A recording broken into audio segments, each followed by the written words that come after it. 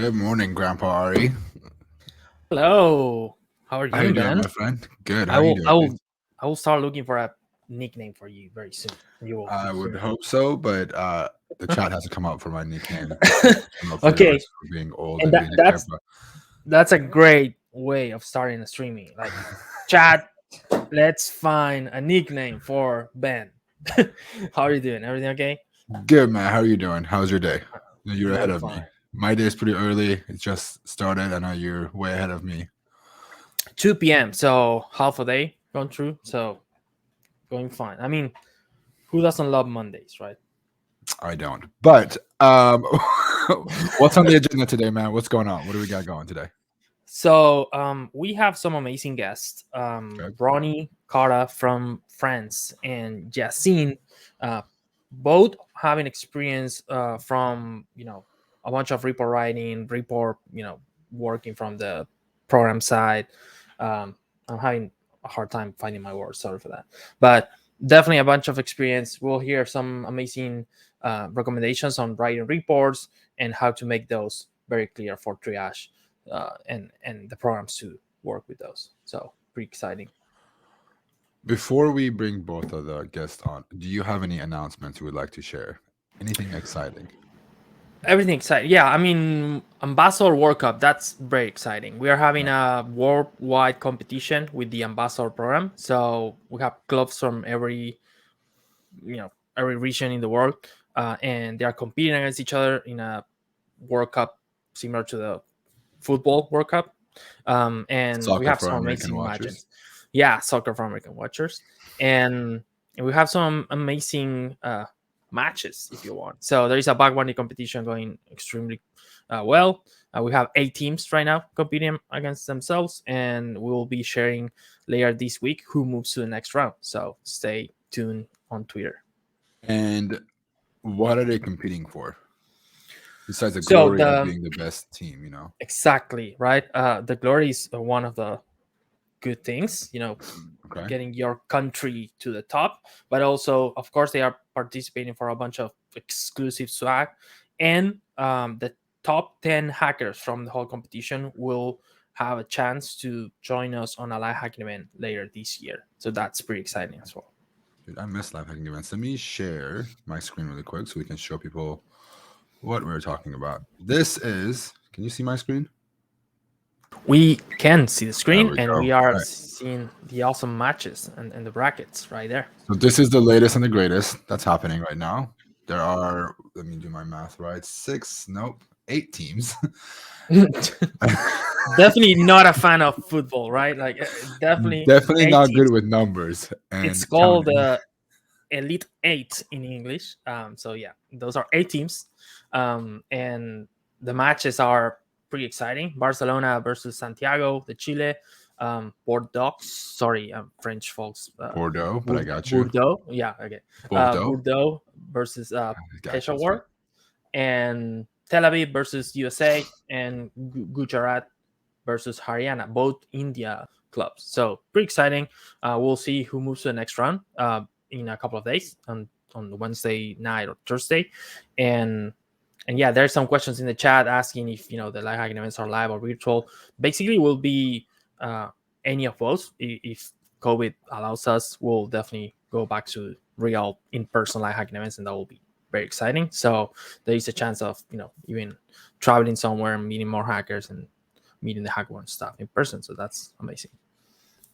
Cool. Well, if that's all the announcements we have, I'm going to ask our producer to let me know how many giveaways, if any, we can do by the end of the stream. So if you want to win some, okay, producer says 5. If you want to win some cool Hacker One swag with myself and Grandpa Ari, stick around at the end of the show. Once our guests are gone, we will do our giveaway. And yeah, we have some goodies to give you guys. All right. Should we bring our guest on?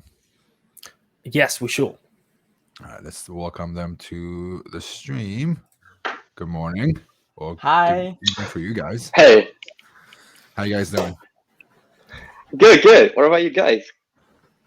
Can't complain. Still too early. Still having my first cup of coffee of the day, but can't complain. What time is it in your areas Ronnie? I'm currently in France, so it's 6 p.m. actually. Oh, also currently in France, so 6 p.m. French team Wow, here. we did Yeah. not plan this at all. You guys want to just talk in French instead and do your There thing? you go. Let's you were go. like, that was I know. funny the way you spelled Bordeaux, but let's give it a pass. Another member. There's another Bordeaux, member Bordeaux. for the ambassador club, Ronnie.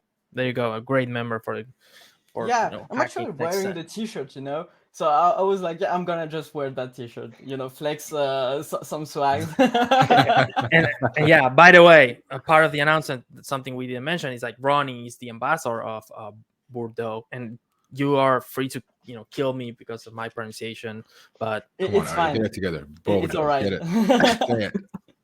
it's very hard to speak French for me. Sorry. No worries. Yeah, I'm really excited with the competition. It's going smoothly so far, and the whole team is excited. So thanks, Ariel, for handling all of this. And I know it's a lot, but it's amazing so far. It's awesome. Thank you. Before we jump into the interview, I'm kind of familiar with both of you. I'm very familiar with Yassine. We've had our share of back and forth on Twitter a bunch of times. I've kicked his butt a few times, honestly, but we're not here to discuss that right now. Tell us who you are, what do you do, and how long you've been doing your job. Let's start with you, Yassine. All right, so my name is Yassine, as you guys know. I go by Yassine Aboukir. That's my handle. I don't have a hacker handle. I'm 27 years old. I'm originally from Morocco. I'm based in France. And currently, I'm self-employed. So I provide application security consulting for companies. I've been involved in the bug bounty since 2013. So that's a bit over 8 years of hacking. Nice. And I've been ranked in the top 20 of HackerOne all-time leaderboard for as long as I can remember.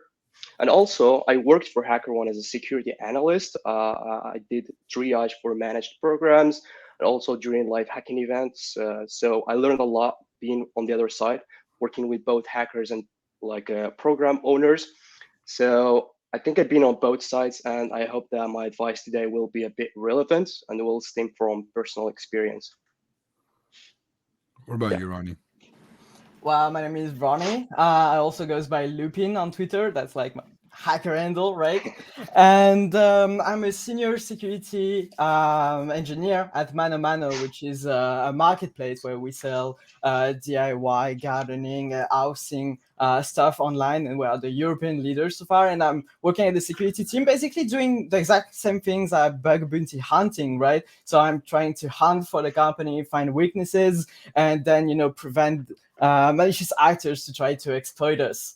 And I'm also handling the HackerOne program that we got at Mano Mano, which is a private program. And so, I've been doing bug bounties for 2.5 years now, something like that. So I myself have been on both sides, and I'm really excited to be in this interview with you all.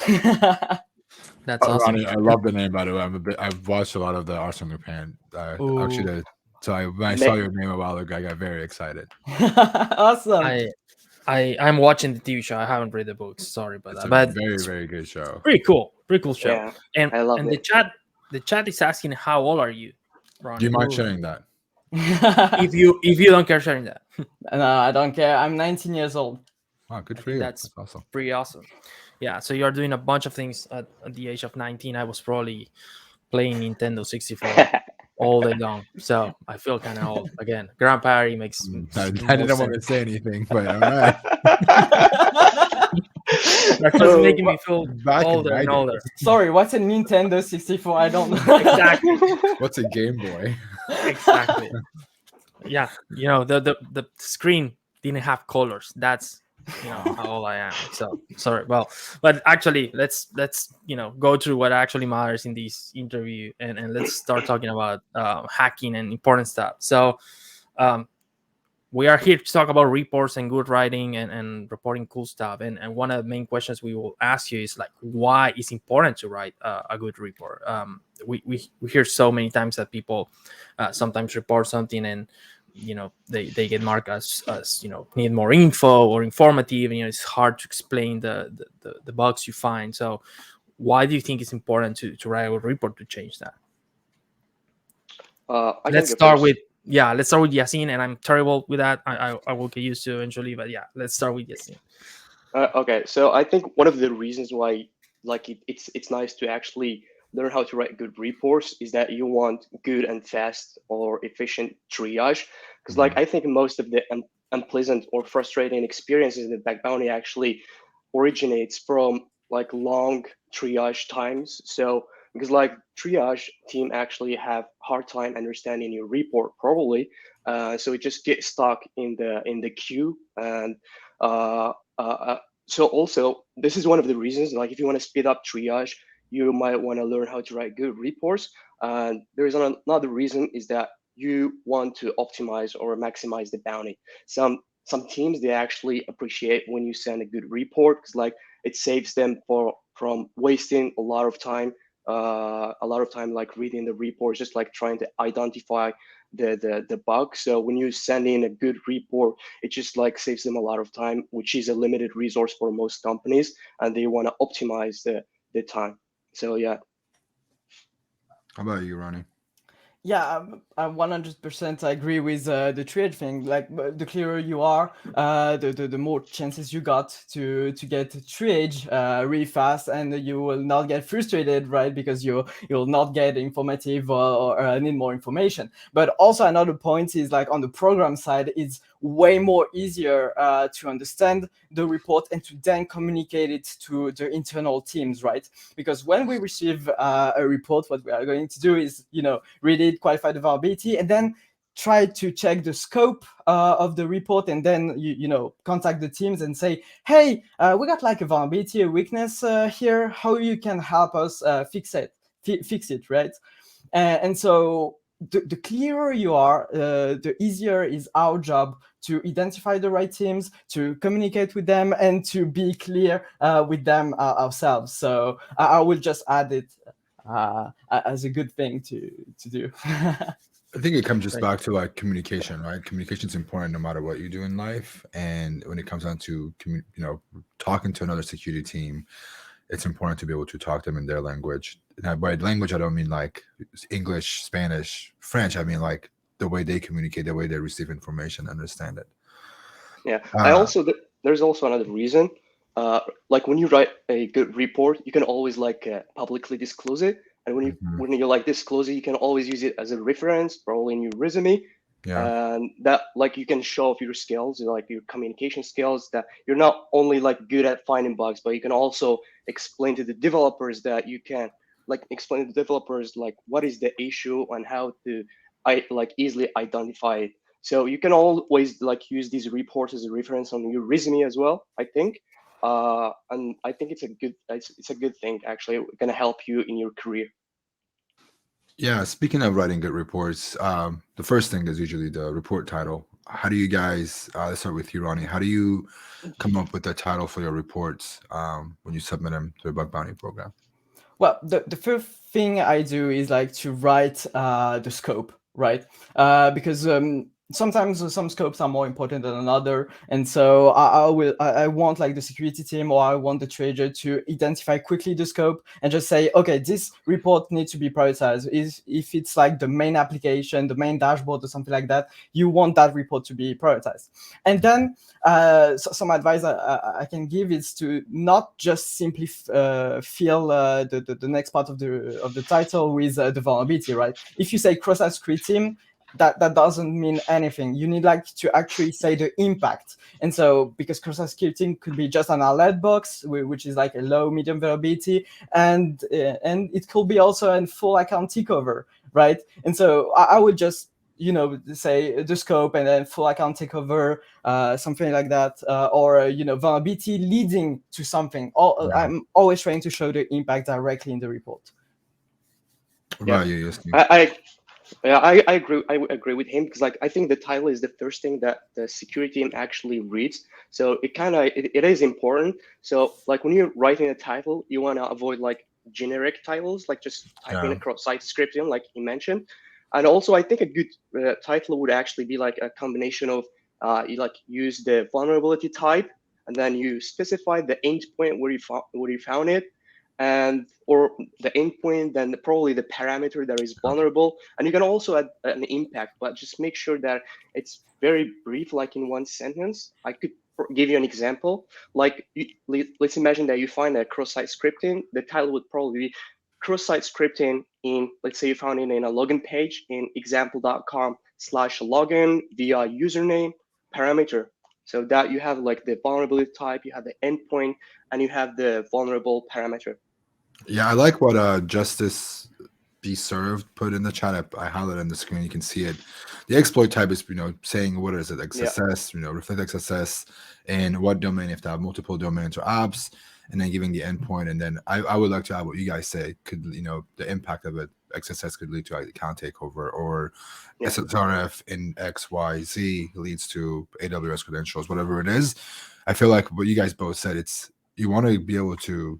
It's not a clickbait. Let's make it clear. We're not trying to bait anybody to clicking on the title, but you want them to see why it's important to get to this report first. And please don't put critical in the beginning of it, or like, Yeah, what is it? yeah, do not wait. critical. I do critical in a bunch. I've done it critical when it's like once that I did. The last time I did it, I had an RC with like root privileges. I feel like that's really bad. You should really get to it.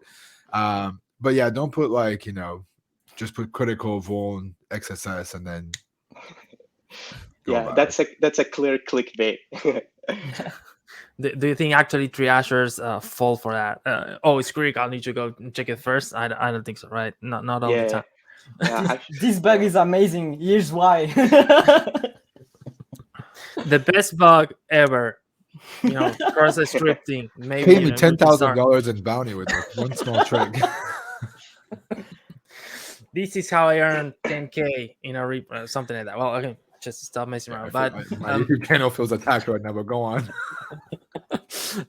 But no, really. And I also have another question which is related, and I'm again bypassing all the rules I have, but you both are not English native speakers. Does that has something to do with it? How do you improve that, and for time to time? How do you learn that report is better in specific ways of writing, or what are the tips you can share with the audience who are not native in English? Personally, I'm not a native English speaker, and I'm definitely, like, when I first started out in Bug Bounties, I think my reports were not really as good as now, because like my English was not as good as now either. So, but with practice, like my English was getting better. And also, like, on the internet, there are so many resources. You can just use Google Translate and like translate from your native language to English. Most of the time, it's accurate. But also, just with time, with practice, it's getting better actually.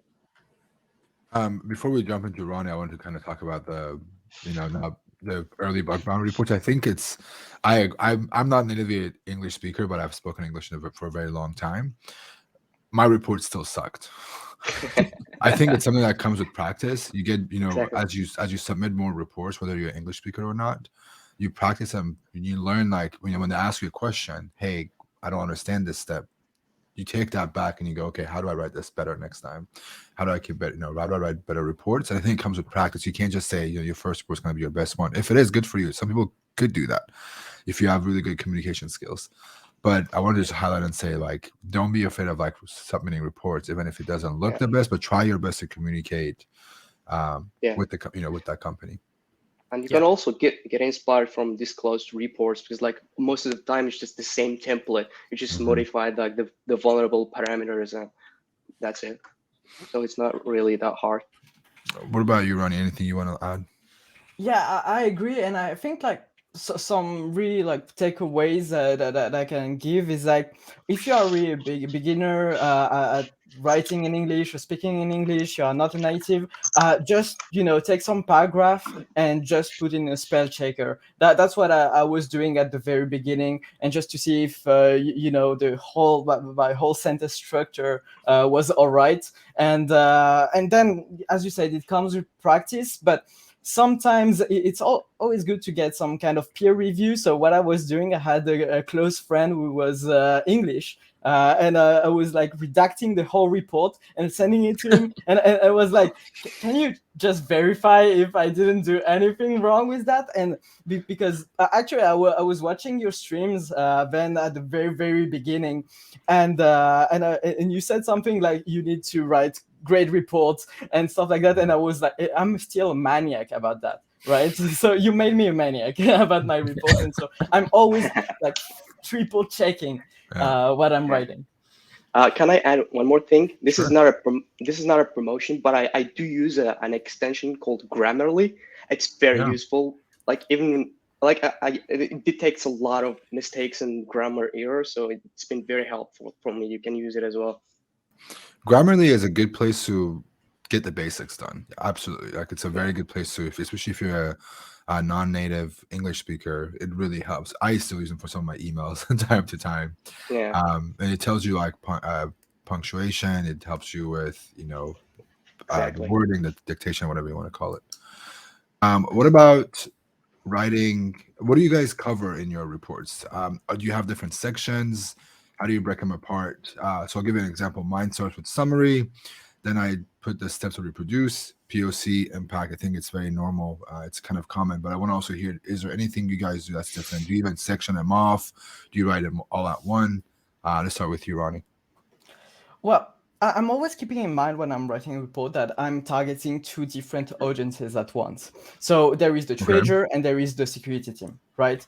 And so those two audiences might have different understanding of what is a vulnerability and what is security in general. Sometimes this is not even security team that is answering. Sometimes it's developers directly and that do not have all the keys for what is an XSS and everything. So I try to write reports like my grandma could read it. And that's not a joke. So I put like a summary at the beginning, explaining the technologies and everything, and then saying, okay, that's the description on how I found the vulnerability. Then there is a step to reproduce, and I will add like this step to reproduce more for the triager rather than the security team, because I already explained the whole vulnerability before, but I want the step to reproduce just for the triager to just scroll, click, and then triage super fast, right? And then I will put some mitigation if I can. If I know the mitigation, I will try to throw my 2 cents, and then write a really comprehensive impact. So if I can do XYZ, that means that I can do that, and with those technologies, then I can escalate, etc., right? And so I got like 5 to 6 section, and sometimes I mean like I'm reading the report, I'm like, that's a lot. I will add like just an image or a GIF, right? So just to feel more ease on the eye for the reader, and I just want everyone to be able to understand. And sometimes I will call my girlfriend, my father, or something like that, and just, can you understand that report? If they tell me no, I'm gonna rewrite it, because I want everyone to be able to understand, because not just triagers are going to read the report, developers are going to read the report, security team, and you need to be the clearest possible. That's great. Yeah, so it's same for me actually. Like I use like a standard template. It usually starts with a summary where I provide like a short paragraph of the vulnerability, provide details about the type of the vulnerability, the root cause, the vulnerable feature and functionality. Sometimes the vulnerability could be very complex, so I might add a new section called technical details where I go in depth about the vulnerability. I add, sometimes you will have to add like another section called testing environment, like because that you might be using a different configuration than the triage analyst. So you want to like give more details about your environment. For example, if you find an XSS in Internet Explorer 11, then you might want to mention that, because the triager might like go and try to replicate it on Firefox or Chrome. So I think this part is actually essential as well.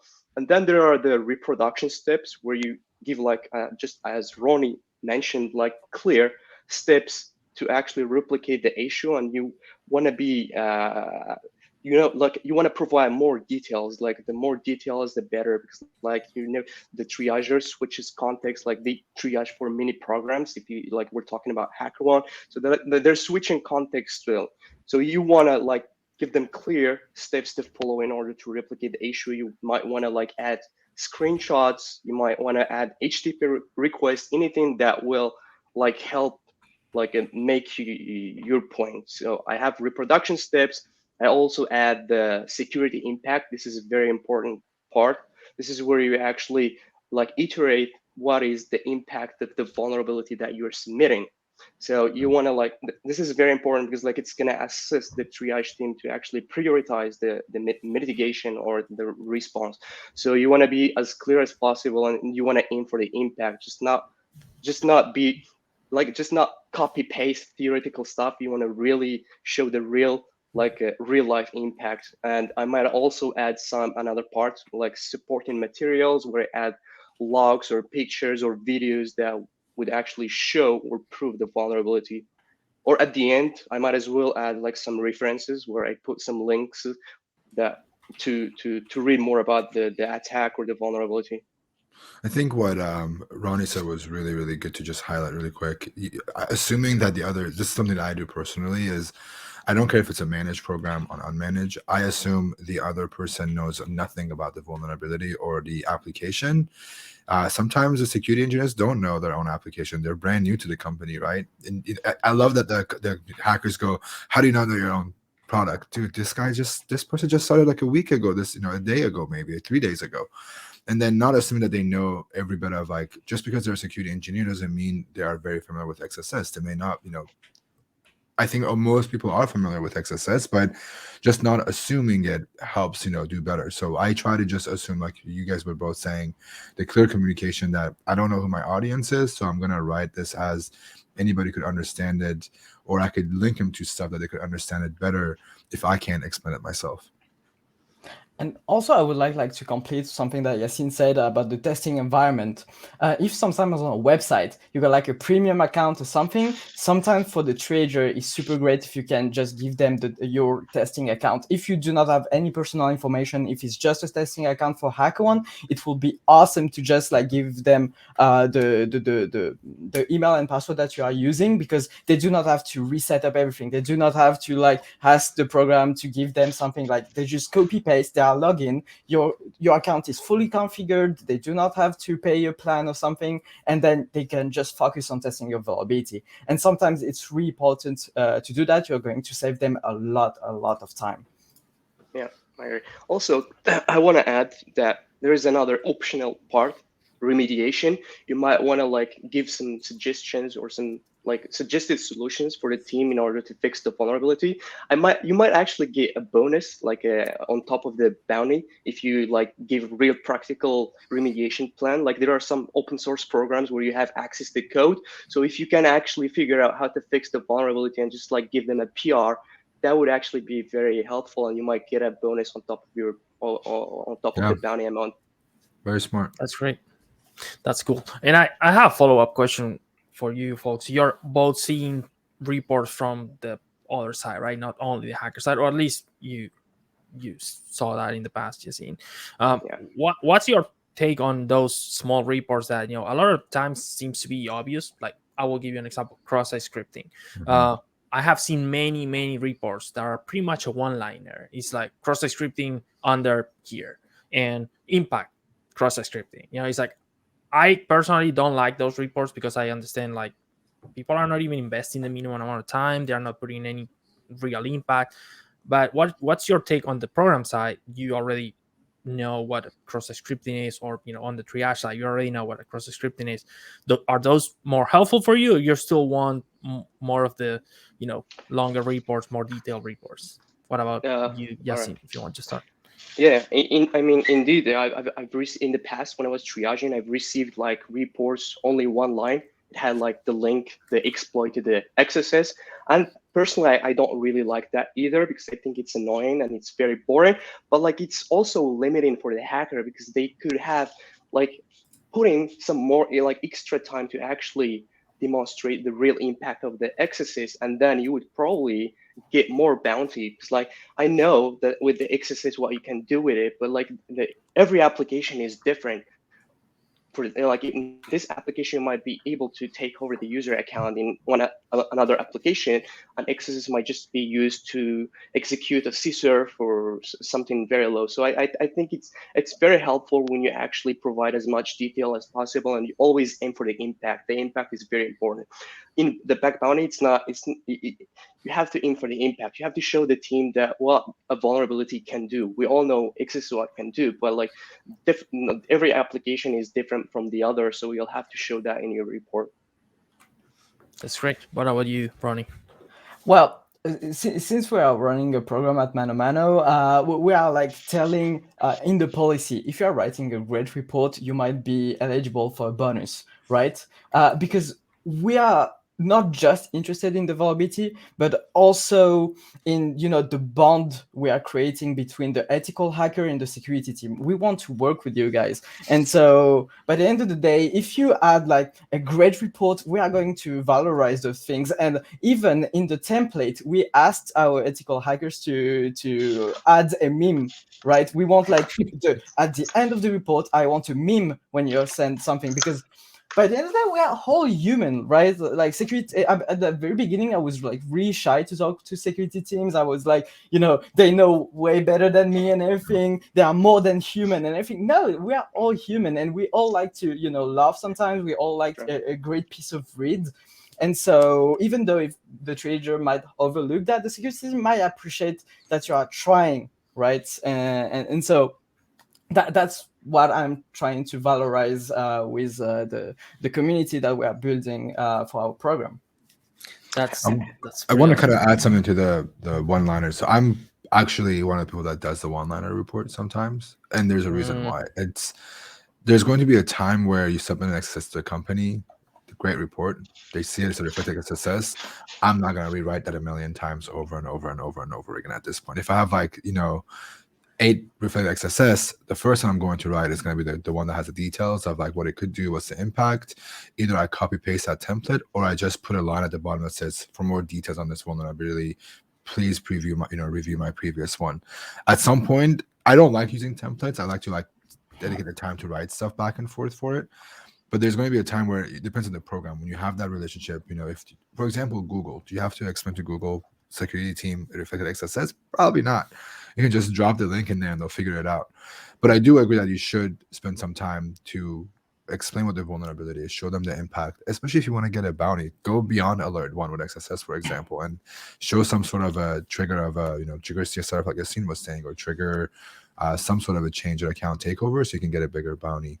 But you don't have to do it all the time when you have done it once. So you're one of the one-liner guys. Call me a one-liner. Nice takeaway. That's the only thing I heard. I'm glad that's the only key takeaway from the entire thing that I said.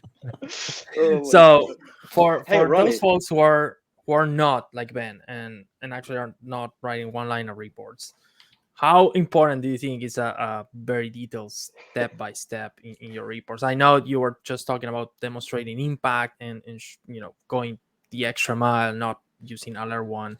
So how important is that, like adding the very detailed step-by-step? Let's start with you, Ronnie.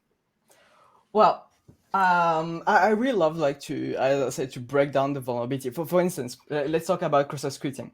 I love cross-site scripting on WordPress, because actually the real impact will be a one-click remote code execution. Because if an admin click on your link, you can plant a backdoor from the administration panel, and you get in one click a full backdoor on the WordPress website. And so that's a vulnerability that I really like to submit. And so what I do is that I'm not going to just say in the description, this is like a one-click remote code execution, because that doesn't mean anything, right? And so I'm just going to say, okay, so on the administrative panel, there is a cross-site scripting. And so the cross-site scripting is triggering like that on that thing. It comes from that plugin of that team. And then I'm going to say, now we are on the escalation part, how I can escalate that vulnerability. And that's how I'm breaking down, right? Like the root, then how I'm trying to escalate, and then like the takeaway of the vulnerability is a one-click remote code execution. And I'm trying to tend to do some kind of storytelling. So the first thing I identified, what I tried, and then what is working, definitely working, right? And so for me, that's my manner to do step to reproduce. And then as we said earlier, we got like another step to reproduce, like with bullet points of what I just said earlier, for the triager to reproduce super fast, you know. How about you? Yeah. So just like I mentioned earlier, I think it is very important to provide like very clear steps to steps like to replicate the issue, because like sometimes your report are not always handled by security engineers. I've had reports where that were triaged by just like a simple project manager from the company. They don't work in cybersecurity or anything. You just manage the payments, and at the same time they kind of do triage, which is weird. So you want actually to give like very clear steps for them, like to replicate the issue. Otherwise, you're gonna expect excessive interactions, like going back and forth over like tiny details. Like you just, for example, if you forgot to mention to filter like a like the triager might be filtering out, for example, JS files in Burp Suite, but you could have mentioned that, hey, make sure that in the proxy history that you're not filtering out JS files or some other endpoints like that. So like always make sure to add as many details as you can. Otherwise, your report would just be stuck in the queue. It's like triages, they might take a few days to get back to you because like they have so many programs to triage for. So always like seize the opportunity to get your report triage on the first try, on the first attempt. And Go ahead, Ari.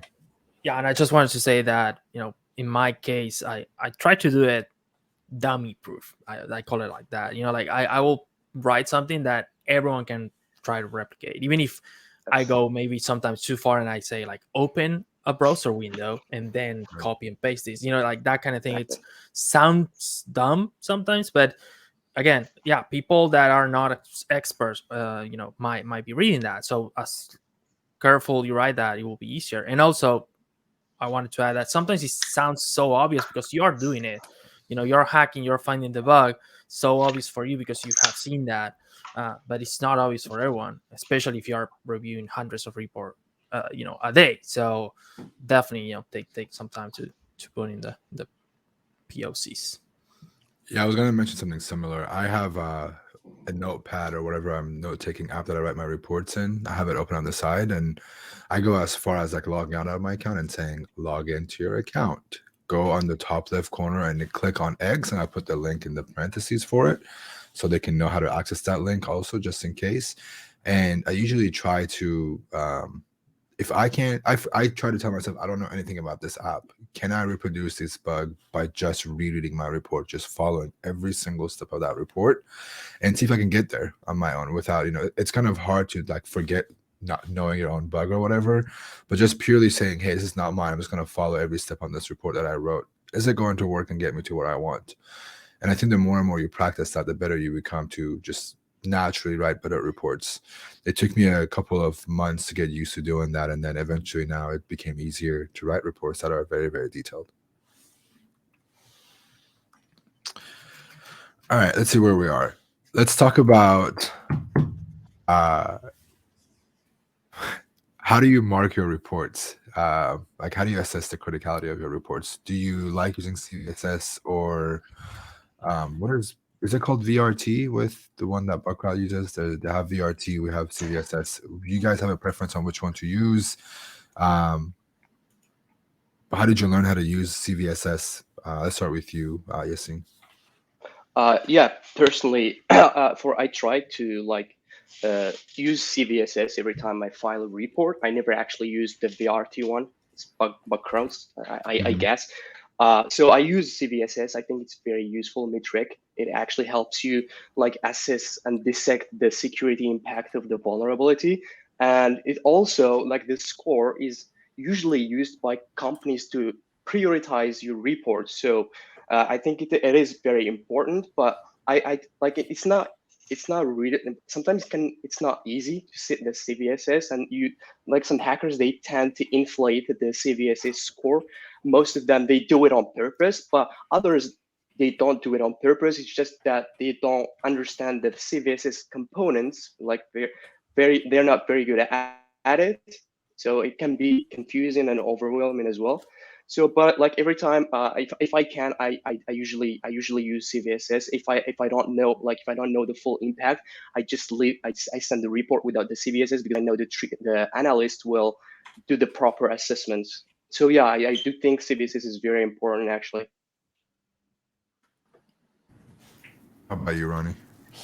Well, I think the CVSS score is great just to give you an idea of a vulnerability, right? But I think it's edge case, and I will give an advice that someone gave me when I first started bug bounties. Is like to assess the real criticality of a report. Could you one day ever sell it to the darknet? And if yes, how much money will someone want to give you for that vulnerability, right? And that's like just to set your mindset on, is that critical to the point that a malicious actor would like to take the vulnerability to just use it right now? Like, right, like if you get like a page jacking exercise with 10 steps before before account takeover, no one will ever try that in a real life scenario. And so I know, okay, that's low medium vulnerability, right? But if it just in one click I can get someone put a remote execution on the server, that's like more critical for me. But the thing is, I don't think that you just need to throw the CVSS score away. And what I'm trying to do is like a full breakdown of the CVSS score in the impact section. Like if they want to read it, it's fine with me. I'm really happy if they do. And I just say, okay, I put this one because I think that the impact is that. And so the scope is changed here for me because from my point of view, etc., etc. And then I say, if I'm not aligned myself with the CVSS score, I will just say, okay, but I think it's not a high vulnerability, it's a critical vulnerability, and the CVSS score do not always reflect the truth. Let's take an example. If you can just mass exfiltrate the customer, the data of all the customers on the marketplace, for instance, it will be on the CVSS score a 7.5 over 10. So it's a high, right? And so with all the GDPR rules, with all the privacy in place and everything, for a security team, it will be critical. And that's where the CVSS score sometimes lacks of context, lacks of lots of things. And I would just say, when I'm setting those kind of reports, okay, the CVSS score tell me 7.5, but I think it's critical because there is GDPR, because there is privacy, etc., etc. I think Exactly. you go ahead, Yassine. Exactly, I agree with Ronnie because like CVSS is very useful, but it's not like accurate. It's not really reliable because it doesn't take into consideration so many variables like the business impact, or it's like so many other variables that are not taken into consideration, and it's definitely not perfect. But we don't have other alternatives. I'll give you the example. There's like so much discussion about CVSS. For example, the component privilege required. Like there are some like programs where you can actually get a free account. You can sign up for free. So does that mean that privilege is required or not? Like you can get a free account. Like how would you rate that one? So there are so many limitations to CVSS. I think it's useful. I think it's useful like to just not like rely on it 100%, but it's just like a metric you can use to plan for the response and remediation plan. I think one of the things that I do without the CVSS thing is when you do the impact statement at the bottom of the report on HackerOne, I always ask myself, what can I do with this vulnerability that could affect the users or the infrastructures belonging to this company? So I can explain it to the customer or the company that I'm hacking on. And then B, I agree, CVSS isn't perfect, but it's also a good way or a good place to back your impact statement. If a company says this is not, I agree with you. When you say the privilege required thing, I have always pushed back and said, hey, it requires privilege, but it's not like I have to pay for it. It's not like I can track who I am. It doesn't mean I have to be invited or anything like that. It gives you a good baseline to back your claims of why this is a critical, besides the edge cases, like you were saying, Ronnie. There's going to be those edge cases, but there's a good way of saying, hey, I mark confidentiality as high because of these X, Y, and Z reasons, and you back those claims. So if you can say, confidentiality for your case, so when you said GDPR, it may not be super confidential, when it could be not a high confidentiality. But if you mark it as high because of GDPR, it's a completely different story. So it gives you that that tool to be able to go back to the teams or triagers and say, this is why I did these things. But I agree, it's not I don't think there's anything that could be created that could, fits one model fits all. That's not going to be real with what we do, at least. Yeah, exactly. And also companies, they have different threat models. So like the way a company sees the criticality of a certain vulnerability is different from the way another company does. So it varies from one company to another. Yeah, I agree with that. And very related to this, sometimes when we are not agreeing on maybe the CVS score or the bounty or the resolution of a report, we tend to get angry or frustrated, of course. And communication in there and keeping yourself grounded is very, very important. How do you manage that? How do you manage those disagreements, and what do you think is the best approach to tackle those? Let's start with you, Ronnie. Thank you, Ben. Okay. I think it would be highly controversial what I'm going to say, but I like those. I like for the simple reason that I need to do better. I need to explain better what I'm doing, right? And I learn a lot from people saying, hey, that's not like this, it's actually like this, right? And so here I sit still in front of the report. I'm going to reread it a couple of times and going like, well, I really think there is something missing in my report, and I'm going just to append like a full text like I'm writing 1 hour or 2 hour just sitting still and just like, okay, what I did wrong and how I can improve my report, what can I add furthermore.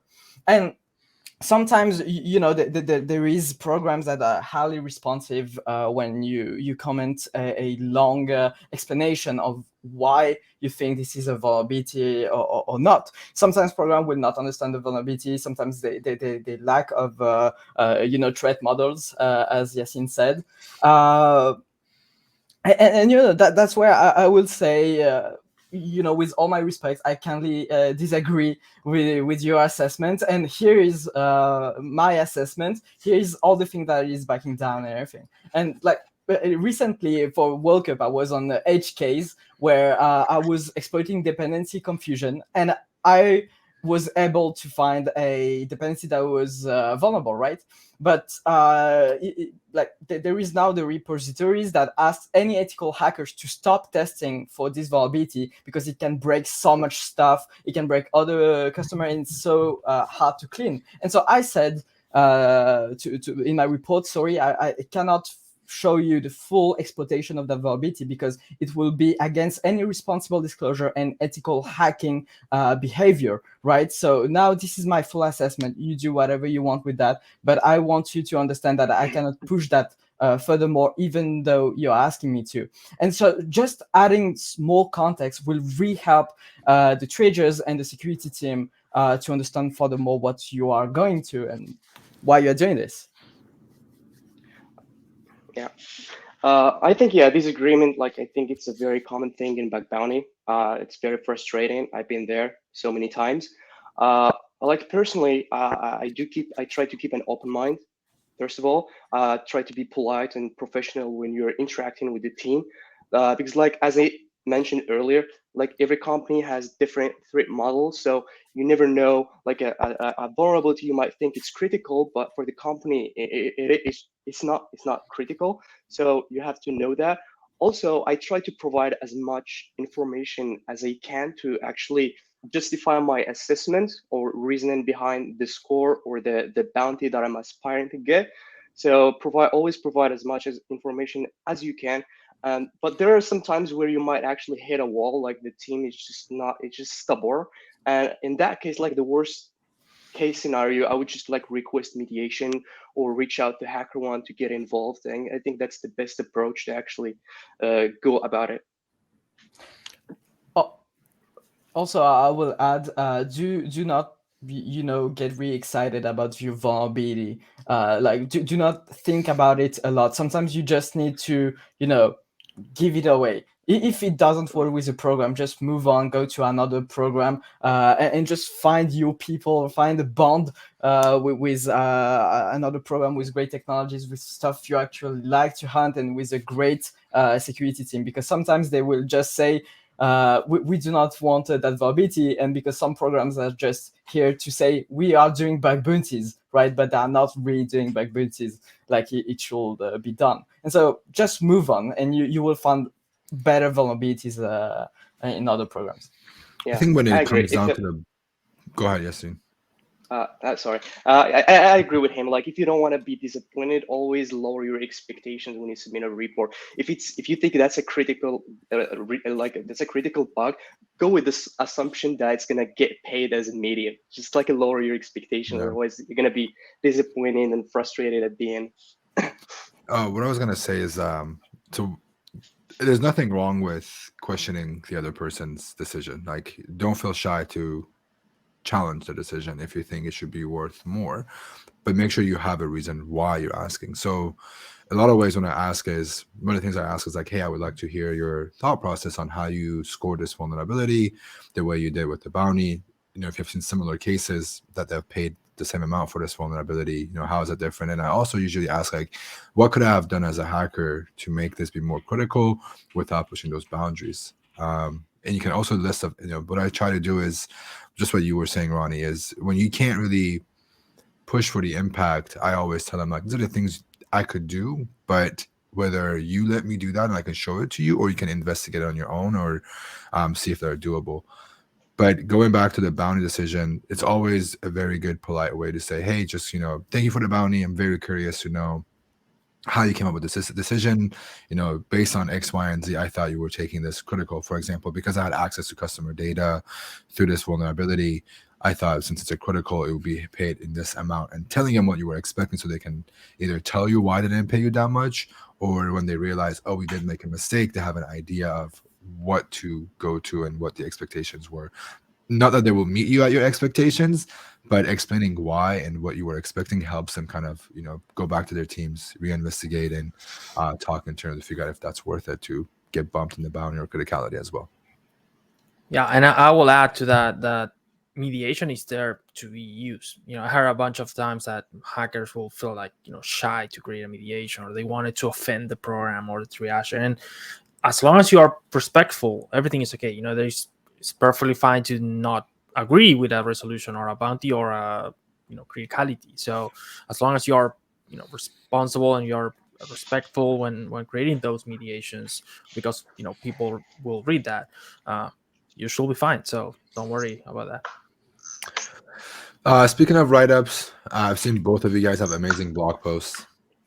You have both a blog that you write on regularly. I know you have done some work. You have read some tools. Ronnie, I know you've done some really cool write-ups. Kind of want to hear what your thought process is. How do you write these things? What is your approach? And, you know, what are some things you cover that's not covered in your report, for example? Let's start with you, Ronnie. Well, when I'm writing the articles and write-ups and everything, I'm going with the same mentality that in my reports, and it's the other way around. When I'm writing a report, I want it to look like an article by the end of the day. But the thing is, on my article, and I have a problem with that, is that I take more time writing the article than actually doing the assessment. For instance, my last article was about a red team that we did at Mano Mano, where in one click we could get a remote code execution on one of our internal server, and how we exploited that vulnerability by doing a phishing campaign, right? And so the thing is, there is so many layers that it was like super hard to, you know, get the full you know, sentiment, emotions that we were going through in each stage, right? And so by the end of the day, what I'm trying to do is always get a peer review, but not just by one other person, right? I'm trying to get like 10 to 20 person to peer review the whole work. And I want non-technical person, I want highly technical person, I want technical person, but from other fields like developers or reverse engineers and stuff like that, because I want to everyone to understand what's happening in the write-up. And I don't care how long it will take and how long it is. I think the last write-up, it was about 20 pages on Google Doc. Wow. And I was like, well, I don't care. This is like full transparency of what's happening on our red teams, right? And so that's what I'm tending to do. What about you, Yassine? Yeah, I mean, for me, like it depends. Like sometimes when I hack, if I come across something interesting, something that's not been documented before, I usually write about it. Like try to include as many details as I can, or at least like I haven't written articles in like recently, but I've had some reports disclosed as well. Like if I think this is something interesting, this is something that's gonna help the community improve and learn stuff, I definitely write about it. Yeah. I think, yeah, writing, it's such a creative, like personal thing. It's always good to hear how everyone approaches it.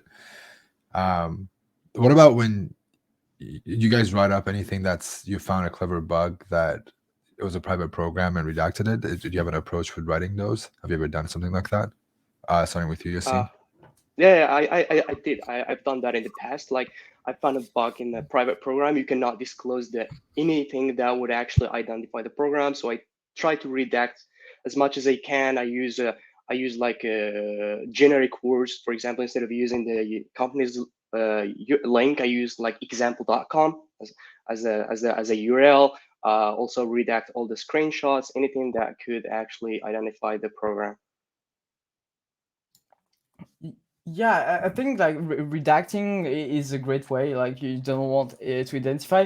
The thing is, I myself do not like when the redacting is just, let's say there is a web server A, right? Because I'm like confusing myself at the mid of the article. And like, well, it was A, B, C, 1, 2, 3. What was it by the end of the day, right? And so I'm just, creating a testing environment and also a company name. And I'm just like, well, that company is working in that thing. This is a functional company. And to do the screenshots, I'm actually going to, set up a testing environment locally and just,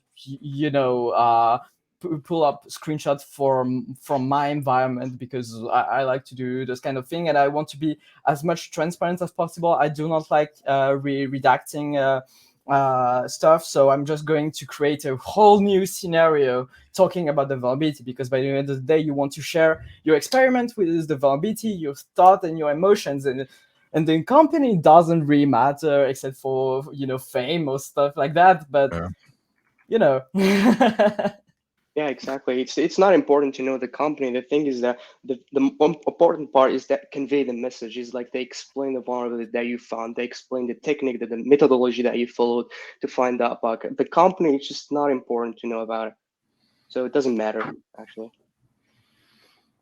Very cool. We have a few questions from our viewers. I can take the first one. Go for it. Seeing that remedy, that's the username. Are there any resources that you guys can share for improving our technical writing? That's pretty useful, I guess. Let's start with you, Yassine. Do you think you have anything to suggest? I would probably suggest reading Peter Yawor's book. It's like he actually has so many examples of different reports that were like reported and disclosed, and it explains them in details. I think it's a really good start, I guess. Yeah. I'm going to go with the Hacktivity and some really cool bugs and also write-ups online. But what worked for me was actually Jobert report on HackerOne. Remember one report where he found a SQL injection, and he was like giving away the code, and he was like a full step-by-step of the root cause to the full impact of the vulnerability. And I was like, that's the kind of report I want to write. I want someone that has no clue on how everything works to understand that there was that kind of injection and it goes to that kind of impact. And so you can inspire yourself from other people writing, right? If you just copy paste the report of someone else, it's like, but if you are just going to say, okay, that other person wrote that, and you go just quote the person, and they say, hey, here is the source, right? Because I'm trying like to write the reports as if I'm writing some kind of scientific stuff, but I'm not scientist myself, so I guess it's what's happening. But yeah, I'm trying to put as much sources as possible. And that there is no methodology, like one given methodology that works for everyone. Just go with your own creativity. As I said myself, I like to put memes on my report. I like to put gifs if they are just lightweight and really subtle. Hacking is not 100% always serious. We are human, we like to laugh and stuff. So if you want to call a remote code execution a royale with cheese, you can do it without any problem, right? So just go for it. I think the inspiration bit is very, very good. Both what you guys mentioned, either it's by the book. If you want to get that book, do some Googling. You can get it for free on HackerOne's website.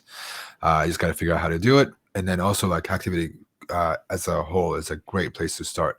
But also if you go, not to plug Hacker 101 so much, but if you go to Hacker 101, if you want to learn on how to do better with just bug bounty and not with the technical aspects of it, but with writing reports, communication, and that sort of stuff, I'm going to put a link right here.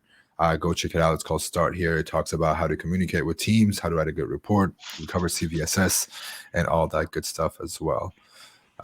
Next question I have here is about SSRF by SpongeBob. When you guys report on SSRF, do you extend it to sensitive files and endpoints, or do you just look for a response to like local host for a report? Like how far do you go with it? Personally, I always aim for the impact. Like when I have an SSRF, yeah, it's good to always show impact. So I would try to actually but it depends. Like first of all, you have to read the program security policy. Like some programs, they're very restrictive about what you can do, like with the exploitation. Some programs, like they have like an SSRF, an endpoint, especially for SSRF and especially for the bug bounty program. So you would probably want to test on that endpoint before you actually go and try to infiltrate their internal network. But like personally, I always try to escalate the impact, try to if I can get access to their internal network or exfiltrate any information like AWS security case or something like that, because like that would maximize the bounty as well. Yeah, I will do the same thing. Like if the program allow you to do something, then go for it. Go show the maximum impact that you can. And if you have a doubt, you could always ask, right? You just say, okay, that's my assessment. Maybe there is not a full proof of concept, but I want to be 100% sure that I can go to furthermore in my report. So do you agree? And some programs will just say no and fix the vulnerabilities, but other will be super interested. I know that with some friends we had that case that we got remote code execution, and they were like, okay, try us, what you can do with that. And so, oh, that's a Docker environment, there is Kubernetes, you need to escape the pod, you need to escalate to the network and stuff like that. And so that was actually interesting, but you can't do that if you do not talk to the security team first. So always go the most impact that you can, but if you have like a really strong doubt, just ask away. I think showing the exploitation with the responsible impact is a good way to do it. I always at the bottom say, hey, I think that I could escalate this to whatever else. Could you please let me know, or at least try these following steps and let me know if it works on your own? It's a great way to put it. One last question. This one just came in very last minute. What advice and tools would you recommend to others on effective report communication, if you have anything? We talked about Grammarly. We talked about using report templates, reading Hacktivity and a book by Peter. Or anything else you guys would like to add? Personally, I cannot think of anything at the moment. I think we've covered it. Yeah. I mean, like, I would say creativity, right? sometimes go with your own style. It's not a tool, right? It's not something, but you know, if you came up with an idea that you like, you just put it in your report, and you'll see, right? You can ask feedbacks and everything. But at the end of the day, we are all human. We make mistakes, and you can ask safely, hey, what is your feedback on my report? Do you like it? What can I change about it? And you know, writing, there is no tools or one methodology, as we say. There is just you, and just, you know, reread your stuff, be 100% sure about what you are submitting, and everything will go fine. Yeah, Love exactly. it. Like, I mean, I think it can be very frustrating in the beginning, but just like as we mentioned earlier, with practice, like with practice, you actually get good at it. You become very natural. Like I can compare myself now compared to the like my beginnings. My beginnings was very hard, but now I can just write very naturally. I don't even need to copy paste or anything. I just have everything memorized in my mind. I know every vulnerability. I know every vulnerability definition and everything. So like with time, with practice, you will get good at it. Like past 100 reports, you'll be very good at writing report. Yeah, I But think hopefully, practice I is mean, the biggest. Yeah, I think practice is the biggest part of all of this. yeah, The more you write, the better you become at it. yeah, The first step to just do it and, you know, stop thinking about it, just jumping right into it. yeah. And also, one last point is that you guys need to learn Markdown. Like you have to format your Mhm. reports. Markdown is the best thing actually. It gives very good aesthetics to your report and just like makes it readable and attractive. So Yeah. make sure to learn that as well. Yeah, when you learn how to create a table in Markdown, it's like, wow, looks so cool. My life changed. Right. All right. Well, Okay. I Yeah. think that was all of it, right? Ari, do you have anything else? No, I think we are pretty much on time, and I just want to say thank you very much, Yassine and Ronnie, for being So, here and answering all the questions. We had a great time. I appreciate a lot your presence here. Ben, any questions or I think anything that's else? it. I think we're gonna say bye to you guys and go do our all right, giveaway here. But thank you guys so Wait. much for being here. Can't wait to all see right, what you guys do next, and we'll talk soon. Yeah, thanks all for right. the invitation. Have an amazing day, and good luck for the giveaway. Thank you very much. Thank you very much. Yeah, Thanks, you have a Bye. good day. Bye bye. Bye. All right. Okay. Here What time is it? We are a little bit behind, but who's counting? We're good. Here's a code. If you want to win one of our giveaways,